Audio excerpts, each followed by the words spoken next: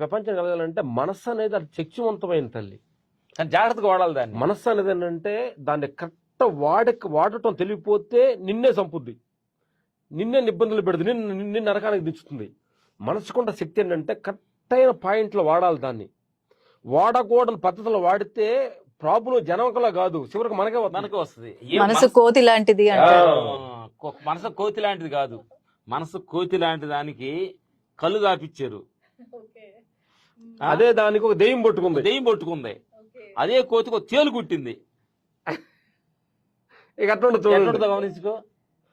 కాబట్టి ఆ తేలు ఎలాంటి తెలుసా, అదే ప్రశాంతమైన మనసుకు ఒక మును దాగిచ్చాడు.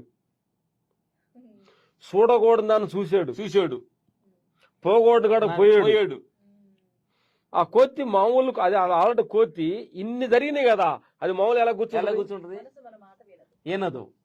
దాని మాట నువ్వు వినాలి. దాని ఉంటది. దానికి ఏంటంటే మనసుకి ఏంటంటమ్మా, మనసుకుండా ఏంటంటే అదంతా మనకు ఫేవర్ గానే చూస్తుంది. అది మన ఫేవర్ గా నువ్వు సూపరు, నువ్వు తురుము, నీకు 2 కొమ్ములు నేను పొద్దుగులు మనలే పొగుడుతూ ఉంటది. అవతలంత వేస్ట్ అని చెబుతూ ఉండదు నీ మనసు. దాని మాట వినకూడదు.